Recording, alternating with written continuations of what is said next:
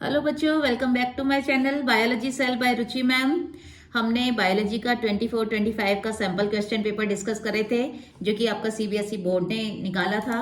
अब हम उसके क्वेश्चंस कर चुके थे। हम अब नेक्स्ट पार्ट 2 में उसके आगे से क्वेश्चन करेंगे। तो जो नेक्स्ट क्वेश्चन है वो आपका है इकोलॉजी एंड एनवायरमेंट से, जिसमें ये बात करता है कि यहाँ भी आपको देखिए चॉइस दी हुई है। पहला जो क्वेश्चन है वो है कि ए और बी पार्ट में करना है। ए या तो आपको ए पार्ट अटेम्प्ट करना है या फिर बी पार्ट अटेम्प्ट करना है। ए में भी 2 हैं और बी में भी 2 हैं।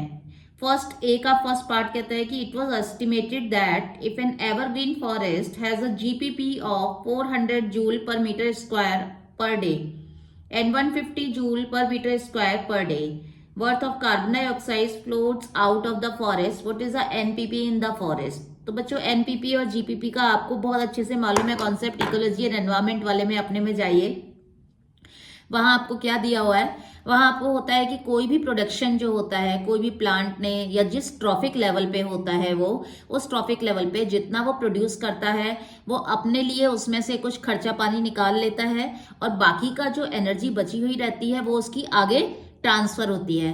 तो जो टोटल एनर्जी जो वो बना रहा है खुद, वो कहलाती है आपकी ग्रॉस प्राइमरी प्रोडक्टिविटी। लेकिन जब उसमें से उसका रेस्पिरेशन और अदर मेटाबॉलिक एक्टिविटीज का माइनस कर दो, जितनी एनर्जी चाहिए उसने कंज्यूम कर ली अपनी डेली की लाइफ के लिए, वो आपका उसके बाद जो बचा हुआ होता है वो कहलाता है नेट प्राइमरी प्रोडक्टिविटी एनपीपी।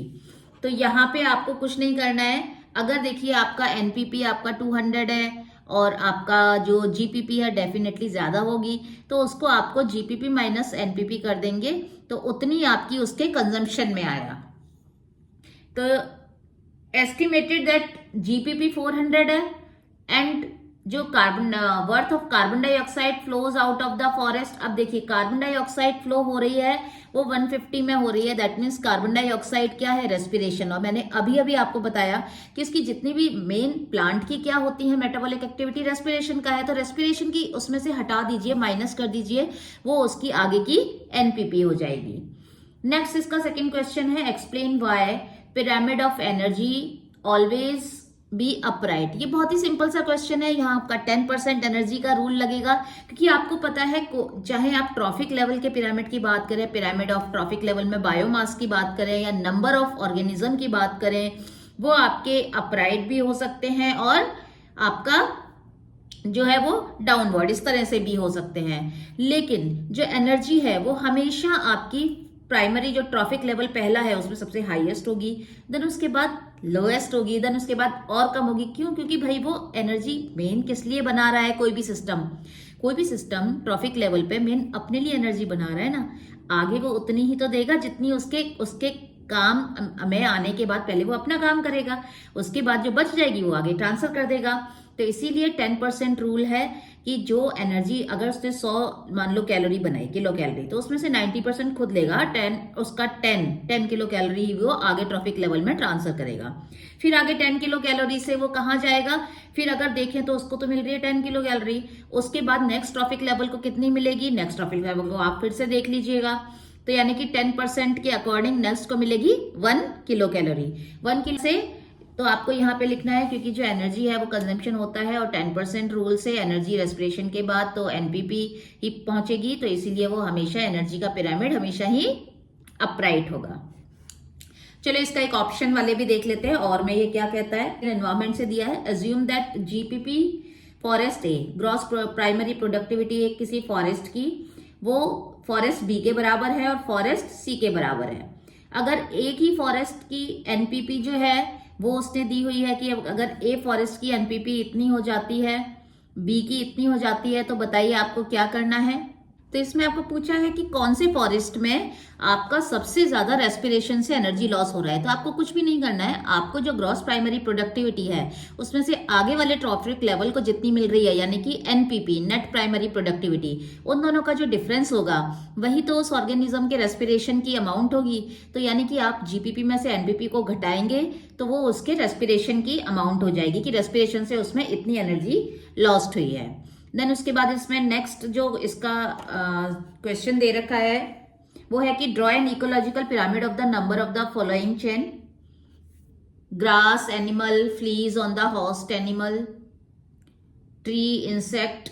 ये तो बहुत ही ज्यादा सिंपल है, आप इसमें कुछ नहीं करना है। आपको एक इकोलॉजिकल पिरामिड बताना है नंबर के लिए। तो नंबर के लिए आपको देखो इसमें क्या होगा, ग्रास पे animals and fleas on the most of the animal. Grasses आपका, देन फ्लीज, तो फ्लीज तो सबसे ज्यादा होंगी, तो ये नंबर वाला इसमें इस केस में क्या होगा, बढ़ता जाएगा आपका। तो आप हमेशा इस तरह का पिरामिड बनाएंगे इस केस में। नेक्स्ट वाले को भी देख लेते हैं कैसा पिरामिड बनेगा। ट्रीज, इंसेक्ट्स एंड वुड पैकर। एक ट्री पे इंसेक्ट और फिर वुड पैकर। तो देखो एक जो ट्री है, ट्रीज नहीं दे रखा है, एक ट्री है, तो अगर एक ट्री तो यानी कि वो नीचे से ब्रॉड, उस पे इंसेक्ट बहुत सारे होंगे तो वो ऐसे हुआ, और फिर वुड पैकर तो कम ही होंगे। तो नेक्स्ट क्वेश्चन हमारा बात करता है सेक्शन सी की। सेक्शन सी में ये 22 नंबर का क्वेश्चन है। यहाँ देखिए मेरे को दिख रहा है साफ कि यहाँ पे आपको दो डायग्राम दिए गए हैं प्लांट के। एक प्लांट ए है और एक प्लांट बी है। प्लांट 2 और प्लांट 1 दोनों में सिचुएशन में फर्क क्या है आप यहाँ पे देखेंगे। प्लांट 1 जो है उसमें जो सीड है और उससे सिर्फ एक प्लांट निकल रहा है वाई, जबकि जो प्लांट जो है जो एक्स सीड वाला है उससे 1 2 3 आपका 3 आपके निकलते हुए आपको दिख रहे हैं। तो उसमें ये कह रहा है कि right the number of the embryos, embryo sac and ovule in the ovary of the eggs. इस एक्स में आपको डेफिनेटली कितने प्लांट दिख रहे हैं, 3 प्लांट दिख रहे हैं ना। तो बी पार्ट कहता है कि सिट्रस फ्रूट में मल्टीपल एम्ब्रियोज कैसे बनते हैं। आपकी बुक में फिर से मैं कहूंगी एकदम क्लियरली दे रखा है। एपोमिक्ट पे जाइए, पॉली एम्ब्रियोनी पे जाइए, वहां आपको इसका जवाब मिलेगा। Poly embryony more than 1 embryo जब ग्रो करते हैं सीड में तो पॉली एम्ब्रियोनी है, उससे एपोमिक्ट बनते हैं और उसी वजह से आपका जो सिट्रस फ्रूट है उसमें एक से ज्यादा आपके एम्ब्रियोज बनते हैं। What advantage will plants developed from seed Y over seed X? वो कह रहा है कि जो Y वाला है उसमें क्या एडवांटेज मिलेगा जो कि उसको X वाले में एडवांटेज नहीं मिलेगा। क्या है, Y वाले में सिर्फ सिंगल दे रखा है, X वाले में पॉली एम्ब्रियोनी है, एक से ज्यादा एपोमिक्ट बन रहा है। बच्चों यहाँ पे जो X वाला है वो आपका पॉली एम्ब्रियोनी एपोमिक्ट दिखा रहा है, यानी कि आपका न्यूसेलर की कोई भी सेल विदाउट मेयोटिक डिवीजन आपका कन्वर्ट हो रही है एम्ब्रियो में, जबकि वाई वाले में वो सेक्सुअल रिप्रोडक्शन से बन रहा है, प्रॉपर एम्ब्रियो बन रहा है उसका। तो एक तो इनका एडवांटेज हो गया, वाई का एडवांटेज ये हो गया कि उसमें वेरिएशंस होंगे और ये वाला प्लांट स्ट्रेस के लिए ज्यादा जेनेटिकली स्ट्रांग होगा, मजबूत होगा, क्योंकि इसमें वेरिएशंस है, ये ज्यादा अच्छी ब्रीड होगी। जबकि जो एपोमिक्ट है वो जो एक्स वाला है उसमें एक से ही एक सीड से 3 निकल रहे हैं प्लांट, यानी कि वो कैसा है, वो आपका एसेक्सुअली रिप्रोड्यूस हुआ है और एसेक्सुअल में आपको पता है क्लोन बनते हैं, तो वो बहुत ज्यादा बेटर एडेप्टेड नहीं होंगे जेनेटिकली, क्योंकि उसमें वेरिएशंस नहीं होंगे। और दूसरा उसका एडवांटेज क्या रहेगा, जो एक्स है उसमें ये तीनों के तीनों प्लांट हैं वो एक ही सीड का एंडोस्पर्म को यूज कर रहे हैं, तो हो सकता है कि एक प्लांट तो उसमें अच्छा ग्रो कर जाए, बाकी के 2-3 जो उसके साइड में उससे निकल रहे हैं, सेम जो सीड से निकल रहे हैं वो अंडर नरिश्ड रहे हैं, जबकि जो उसमें है वो एक प्लांट आपका एक ही सीड का एक ही एम्ब्रियोस्पर्म को पूरा यूटिलाइज करेगा, तो वो अच्छा फ्लरिश करेगा। अब बच्चों नेक्स्ट क्वेश्चन है हमारा 28 नंबर का। Name the place in the human ovary where the first meiotic division takes place and what are the product of this division. तो ये आपका एन क्रोमोसोमल नंबर आपको बताना है XY में। इसकी भी बच्चों मैंने आपको पूरी वीडियो बहुत अच्छे से बना रखी है गैमेटोजेनेसिस के अंडर में, यहाँ पे आप देखिए, उसको देखिए, आपके सारे कॉन्सेप्ट क्लियर होंगे। मैं फिर से आपको एक बार एक्सप्लेन कर देती हूँ। होता क्या है कि जब आपका जो सबसे पहला मेयोटिक डिवीजन है वो आपका प्राइमरी oocyte सेल में होता है, और प्राइमरी oocyte सेल में जब आपका oogenesis होता है तो पहला मेयोटिक डिवीजन होगा, और जो प्राइमरी oocyte सेल है उसका कॉम्पोजिशन तो कैसा होगा, 2n होगा। तो जो प्राइमरी oocyte है उसमें मेयोटिक डिवीजन होगा और वो हैप्लॉइड सेल बनाएगी, एक बड़ी हैप्लॉइड सेल बनाएगी और एक छोटी बनाएगी। जो छोटी बनाएगी वो पोलर बॉडी है, वो डिजेनरेट हो जाएगी, उसका कोई काम नहीं है oogenesis में आगे। जो बड़ी वाली है वो आपका सेकेंडरी oocyte कहलाएगी और उसमें क्रोमोसोम का नंबर कैसा हो जाएगा, हैप्लॉइड हो जाएगा। तो यहाँ मैंने आपके तीनों सवालों के जवाब दे दिए हैं। नेक्स्ट क्वेश्चन बच्चों, आपको जो एक डायग्राम है यहाँ पे वो सेंट्रल डोगमा थ्योरी का डायग्राम दिखा रहा है आपको। यहाँ पे सेम एज इट इज आपकी बुक से उठ के आ गया ये डायग्राम, सेंट्रल डोगमा वाला। यहाँ पे क्वेश्चन ने पूछा है during the process of replication and transcription in the pairing of nitrogenous basis is not similar, explain. कि जब ट्रांसक्रिप्शन होता है तो नाइट्रोजिनस बेसिस की जो पेयरिंग है वो सिमिलर नहीं है, उसको आपको एक्सप्लेन करना है। जो ऊपर वाला प्रोसेस है जो डायग्राम दे रखा है उसमें एक रिट्रोवायरस कैसे काम करता है, ये इसका बी पार्ट का क्वेश्चन है। How is the above process modified in retrovirus, कि रिट्रोवायरस में ये प्रोसेस कैसे होगा। देन उसका थर्ड नंबर का जो सी पार्ट है इसी क्वेश्चन का वो ये है कि justify why during the process of transcription only A segment of DNA is copied into RNA, कि जब ट्रांसक्रिप्शन होता है तो एक छोटा सा ही सेगमेंट क्यों उसका रेप्लिकेट होता है, ट्रांसक्राइब होता है, पूरा ट्रांसक्राइब क्यों नहीं होता।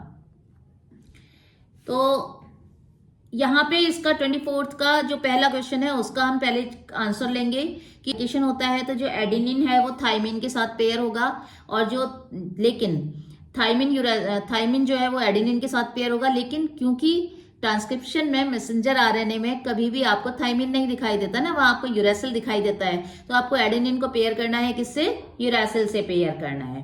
तो ये फर्स्ट क्वेश्चन का आंसर हो गया। सेकंड क्वेश्चन के आंसर में हम लिखेंगे कि जो रिट्रोवायरस है वो क्या करता है, वो रिवर्स ट्रांसक्रिप्टेज, उसके पास एक एंजाइम होता है जिसकी मदद से वो ट्रांसक्रिप्शन के प्रोसेस को रिवर्स करता है। यानी कि ट्रांसक्रिप्शन का प्रोसेस क्या है, डीएनए से आरएनए बनना। मैंने आपको रेप्लिकेशन की, ट्रांसक्रिप्शन की सारी वीडियोस बहुत अच्छे से बना रखी है, आप जरूर जाके उनको देखिएगा। उनमें से बहुत क्वेश्चंस आपको मिलेंगे और वो बहुत बेनिफिट भी देगा। आपको कुछ नहीं है तो आप ना एक काम करिए, उसको फटाफट से देख लीजिए और उसमें शॉर्ट नोट बना लीजिएगा। तो उसमें वो क्या करता है, एक रिवर्स ट्रांसक्रिप्टेज एंजाइम की मदद से उस प्रोसेस को रिवर्स करता है कि उसके पास आरएनए होता है, उसका जेनेटिक कॉम्पोजिशन, क्योंकि वायरस के पास आपको पता है आइदर डीएनए हो सकता है या आरएनए हो सकता है, दोनों कभी भी नहीं होते जेनेटिक मटेरियल। तो उसमें वो आपका आरएनए को डीएनए में कन्वर्ट करेगा, किसकी मदद से, रिवर्स ट्रांसक्रिप्टेज की मदद से, और इस प्रोसेस को हम नाम देंगे रिवर्स ट्रांसक्रिप्शन। देन इसका जो सी पार्ट है उसमें वो है कि वो कैसे करता है, मैनेज कैसे करता है। तो वो एक हाई एनर्जी रिच एक प्रोसेस होता है, उसमें एटीपीज काम आते हैं और उसमें कोडिंग के लिए स्पेसिफिक प्रोटीन को ही ट्रांसक्राइब किया जाता है। और अगर उसमें मैंने आपको यहाँ पे ये भी जवाब दिया हुआ है कि अगर आपके सारे के सारे जो पूरा की पूरा जो डीएनए की जो स्ट्रिप है अगर वो पूरी पूरी ट्रांसलेट होने लगी एट ए टाइम तो बहुत कैओस हो जाएगा। क्यों दोनों स्ट्रैंड एट ए सेम टाइम कॉपी नहीं होते, क्यों एक हमेशा कोडिंग स्ट्रैंड और एक हमेशा टेम्पलेट स्ट्रैंड बनता है। आपका फिर अगेन बायो फर्टिलाइजर के ऊपर आया है। उन्होंने कहा है कि bio fertilisers are organisms that enrich the nutrient quality in the soil, और एक्सप्लेन करना है कि इनका रोल क्या है। तो यहाँ पे हम आपको पहले तो ये बताना है कि जो बायो फर्टिलाइजर है वो क्या होते हैं, ठीक है। ब्लू ग्रीन एल्गी और ये सब बायोटेक्नोलॉजी वाले में से आया बायो फर्टिलाइजर आपका, तो का एक्सप्लेन कर देना है उस प्रोसेस को। सोर्स ऑफ बायो फर्टिलाइजर आपके क्या क्या है। बायो फर्टिलाइजर का मतलब है कि आपका फर्टिलाइजर का काम करेंगे लेकिन वो बायोलॉजिकल एंटिटीज ही होंगी। तो उसके लिए ब्लू ग्रीन एल्गी, एनाबिना, नॉस्टो बहुत अच्छे से काम करती हैं। तो क्या करती हैं, नाइट्रोजन फिक्सर्स की तरह से काम करती हैं। तो नाइट्रोजन फिक्सेशन में हेल्प करती हैं, जो नाइट्रोजन है उसको यूटिलाइजेबल बनाती हैं। साथ में कुछ बायो फर्टिलाइजर्स हैं आपके, वो फास्फोरस, पोटेशियम, उनको भी अपटेक में हेल्प करते हैं। नेक्स्ट क्वेश्चन है explain how PCR technique can be use for amplification of small amount of DNA template. यहाँ पे पीसीआर के जो स्टेप्स हैं, रीनेचुरेशन, डीनेचुरेशन वाला, हीटिंग और कूलिंग वाला मेथड, अनीलिंग वाला, उसको आपको ढंग से एक्सप्लेन कर देना है। जब हम हीट करते हैं तो हीटिंग करने से जो डीएनए के जो स्ट्रैंड्स हैं दोनों वो अलग हो जाते हैं। फिर हम पीसीआर मशीन के अंदर हम क्या करते हैं, प्राइमेज डालते हैं, प्राइमर्स भी डालेंगे, आरएनए प्राइमर डालेंगे और आपका बेसिस डालेंगे, इस नाइट्रोजिनस बेसिस होंगे आपका, देन शुगर्स ऐड करेंगे। तो उससे जब हम, और एंजाइम कौन सा डालेंगे वो मत भूलिएगा, एंजाइम हमें मिलता है थर्मस एक्वाटिकस बैक्टीरिया से, और वो एंजाइम आपका वही जो आपका रेप्लिकेशन में काम आता है, पॉलीमरेज, डीएनए पॉलीमरेज। तो वो टेक पॉलीमरेज कहते हैं क्योंकि हीटिंग के बाद उसमें प्राइमर की अनीलिंग हो जाएगी, देन उसके बाद कूलिंग करेंगे, कूलिंग से उसमें और स्ट्रैंड जुड़ता जाएगा डीएनए का, और इस तरह इस प्रोसेस को रिपीट करते जाएंगे। तो इस तरह से ये प्रोसेस जब रिपीट होगा तो उसके बाद आपको जो डीएनए है वो एम्प्लीफाइड डीएनए मिल जाएगा। नेक्स्ट क्वेश्चन है कि 28th diagram given below depicts different species of warbler birds feeding on different region on a spruce tree, explain the mechanism which helps them to coexist. आपका Gause exclusive principle से आया है, exclusion का principal, जिसमें वो ये कहता है कि जो आपकी जो ऑर्गेनिज्म है, अगर वो सपोज सेम ही चीज पे फीड कर रहे हैं, खा रहे हैं, और फिर ऐसा हो जाता है कि उनमें कंपटीशन बहुत बढ़ जाएगा, तो वो क्या करते हैं, वो अपना अपना अलग अलग एरिया चूज कर लेते हैं। लाइक जैसे कि आपका सपोज कि एक पेड़ है, एक पेड़ के सपोज स्टेम पे बहुत सारे कीड़े मकोड़े, माइक्रो ऑर्गेनिज्म है या बहुत सारे इंसेक्ट्स हैं, वो ड्वेल कर रहे हैं, वो खा रहे हैं उसको, तो बहुत ज्यादा कंपटीशन बढ़ने में ऐसा होगा कि आप देखेंगे तो पेड़ के तने के नीचे नीचे वाले हिस्से में डिफरेंट स्पीशीज मिलेंगी, इंसेक्ट्स की, माइक्रो ऑर्गेनिज्म की। थोड़ा ऊपर जाएंगे तो डिफरेंट स्पीशीज, मतलब वो अपने अपने ना उस ही रीजन में अपने अपने दायरे में सिमट जाते हैं और वहीं पर ही अपना फूड वगैरह ढूंढते हैं। तो यहाँ पे भी आप देखिए, तो यहाँ पे रिसोर्स पार्टीशन वाली आपकी थ्योरी काम आएगी, बुक में दे रखा है आपको।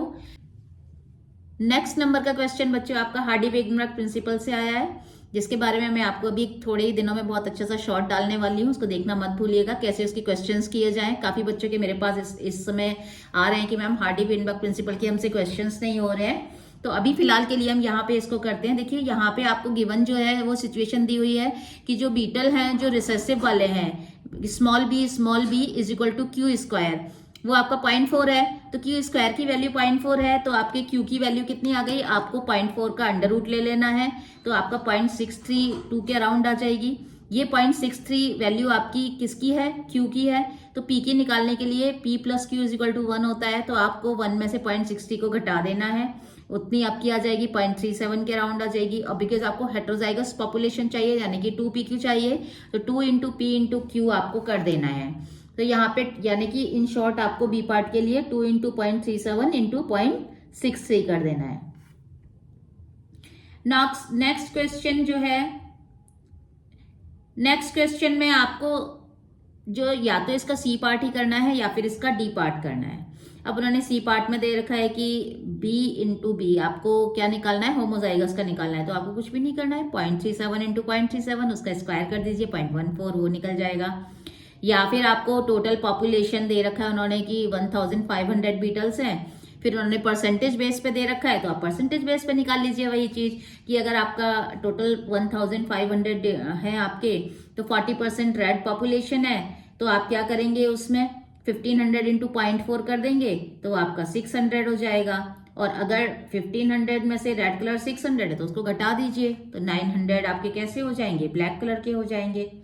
क्वेश्चन बच्चों आपका 30th नंबर का क्वेश्चन आपका मलेरिया पैरासाइट के ऊपर आया है, बिल्कुल डायरेक्ट क्वेश्चन है, बहुत ज्यादा इसमें आपको दिमाग नहीं लगाना है। अगेन आपकी बुक में ना इसके सारे के सारे दे रखे हैं, तो आपको क्या करना है कि इसका जो ए पार्ट है उसमें तो आपको ये लिखना है कि भाई जो हीमोजोइन है, जब आरबीसी रप्चर होगी तो हीमोजोइन रिलीज होगा, टॉक्सिक सब्सटेंस, जिसकी वजह से उसको बार बार रिकरेंट चिल्स और फीवर, बहुत शिवरिंग होती है ना, ठंड लगती है मलेरिया में, हर 2-3 दिन के बाद लगती है। तो 2-3 दिन में क्या होता है, जब तक वो आरबीसी में भरता रहता है, ग्रो करता रहता है सेक्सुअली, जब आरबीसी को तोड़ के बाहर आता है तो एक टॉक्सिन भी रिलीज करता है, तो आपको इसलिए रिकरेंट फीवर और रिकरेंट आपको चिल्स लगती हैं। देन सेकेंड इसका जो पार्ट है उसमें आपको बताना है कि कहाँ कहाँ वो कैसे कैसे ग्रो करता है एसेक्सुअली। तो पैरासाइट है वो आपका लीवर सेल में आपका ग्रो करेगा, एसेक्सुअली रिप्रोड्यूस करेगा और उसको ब्लड सेल में डालेगा, फिर उसके बाद वो आरबीसी में जाएगा, वहां पे एसेक्सुअली रिप्रोड्यूस करेगा और उसको नई आरबीसी को वो इन्फेक्ट करेगा, और 2 साइकिल चलती रहेंगी, या तो वो नई आरबीसी में दोबारा से चला जाएगा या फिर वो आपका लीवर सेल में चला जाएगा। देन उसके बाद सेक्सुअल स्टेज है वो हमेशा फीमेल जो मॉस्किटो है उसी में कंप्लीट होती है, और वो आपके, लेकिन उसके लिए प्रिपरेशन जो है वो ह्यूमन में ही स्टार्ट हो जाती है, यानी कि आपके जो गैमेटोसाइट्स हैं, जो गैमेटोजेनेसिस है, गैमेटोजेनेसिस का प्रोसेस आपका आरबीसी में हो जाता है। अगेन मैं देखो फिर आपसे कहूंगी कि आपको ऐसा लगता है ना कि बायोलॉजी अगर आप रट के जाएंगे, यहाँ पे अगर आप रट के जाएंगे ना तो आपकी बुक में आपको रटे हुए के अकॉर्डिंग इसके क्वेश्चन का जवाब नहीं दे पाएंगे आप, यहाँ पे बहुत ही बारीकी से क्वेश्चन पूछे गए हैं। नेक्स्ट इसका जो क्वेश्चन है सी, या तो आपको सी करना है या डी करना है इसमें से, तो इसका जवाब मैंने आपको दे ही दिया कि एनाफ्लीज मॉस्किटो में स्पोरोजोइड्स को इंट्रोड्यूस करता है, और फर्टिलाइजेशन कहाँ होता है, मॉस्किटो की गट में होता है।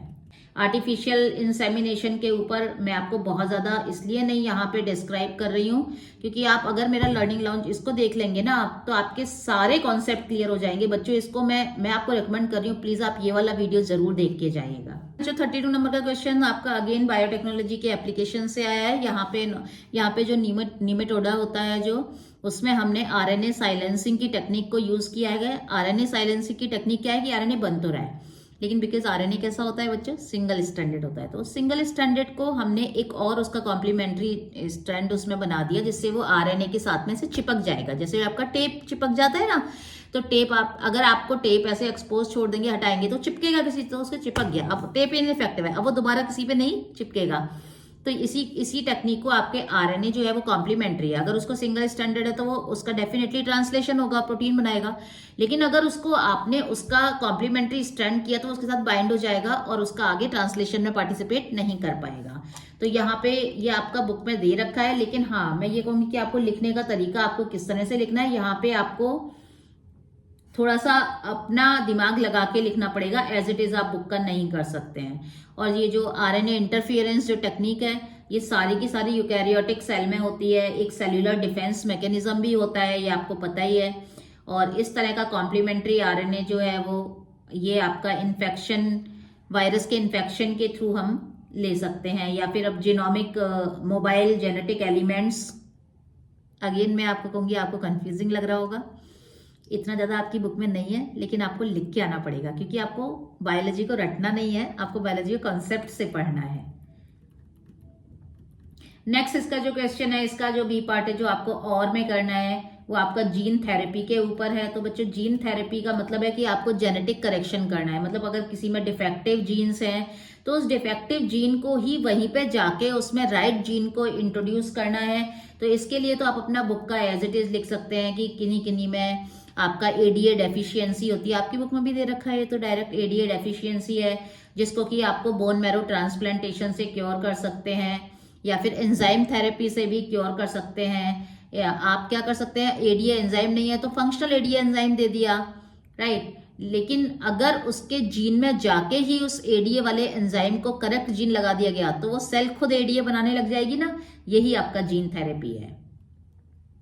तो सबसे पहले जीन थेरेपी में जो पेशेंट की जो, अब इसमें यहाँ पे आपको ये बिकॉज आपका सेक्शन ई में काफी बड़े मार्क्स के क्वेश्चन होते हैं, तो आपको अच्छे से एक्सप्लेन करना है, तो यहाँ पे स्टेप्स भी आपको कंफर्म करके आने पड़ेंगे, लिख के आने पड़ेंगे कि आपका जो फर्स्ट स्टेप है उसमें आपको लिम्फोसाइट्स को, ब्लड जो उसकी लिम्फोसाइट है पेशेंट की, उसको ग्रो करना पड़ता है, आउटसाइड द बॉडी ग्रो करेंगे। देन उसमें फंक्शनल कॉम्प्लीमेंट्री डीएनए किसका, एडीए का डालेंगे, और उसको एक रिट्रोवायरल वेक्टर के थ्रू उसको डाल दिया जाएगा। यहाँ मेंशन करके आना पड़ेगा आपको वेक्टर, नहीं तो आपके नंबर कट जाएंगे। इतना आपकी बुक में नहीं दे रखा है। नेक्स्ट क्वेश्चन आपको किस तरह से लिखना है, पूरा इकोलॉजी से आया है, डायरेक्ट क्वेश्चन है, बस आपको हाँ लैंग्वेज का थोड़ा ध्यान रखना है। तो मैंने आपको अपने टेलीग्राम चैनल पे इसकी पीडीएफ बना के डाल दिया, आप उसे एक बार जरूर देखिएगा। तो बच्चों इस तरह से हमारा ये पूरा हमने डिस्कस कर लिया, होप आपको ये समझ में आएगा। नेक्स्ट क्वेश्चन मैं बहुत ज़्यादा डिटेल में इसलिए नहीं बता रही हूँ क्योंकि वहाँ आपको लिखने का राइटिंग स्किल चाहिए, जो कि मैं हमेशा कहती हूँ, और कुछ चीज़ें आपको डायरेक्ट बुक में से उठा के लिखनी है, और कुछ बुक के अंदर इम्प्लाइड क्या है उसको एक्सप्लेन करके लिखना है जो बुक में नहीं लिखा गया है। तो उसके लिए तो आपको हमारे लेक्चर्स लगाने पड़ेंगे। आप हमारे चैनल को जल्दी से लाइक, सब्सक्राइब और शेयर कर लीजिए। In situ conservation, ex situ conservation तो आप डायरेक्टली लिख देंगे, उसमें तो कोई फर्क नहीं पड़ेगा। इन सीटू कंजर्वेशन का मतलब है कि नेचुरल हैबिटेट में ही उसको आपको कंजर्व करना होता है। एक्स सीटू कंजर्वेशन का मतलब है कि नेचुरल हैबिटेट से हटा के उसको कंजर्व करना होता है, जैसे कि आपने जीन बैंक बना दी या आपने जोलॉजिकल पार्क बना दिए, इस तरह का। इन सीटू में आपका जैसे कि वाइल्ड लाइफ सेंचुरीज हैं, बायोस्फीयर रिजर्व्स हैं, ये सब। तो बच्चे इस तरह से आपका मैंने बायोलॉजी का सैंपल क्वेश्चन पेपर पार्ट 2 में पूरा डिस्कस कर दिया है। होप आपको अच्छे से समझ में आया होगा। किन्हीं चीज़ों को मैंने अपनी रील में बहुत अच्छे से समझाया है, जो कि हमारे इंस्टाग्राम चैनल पे आप आइए, बायोलॉजी सेल _SNPT, वहाँ पे आपको बहुत सारी चीज़ें, बहुत सारी रील्स आपको क्लियरली देखने को मिलेंगी जो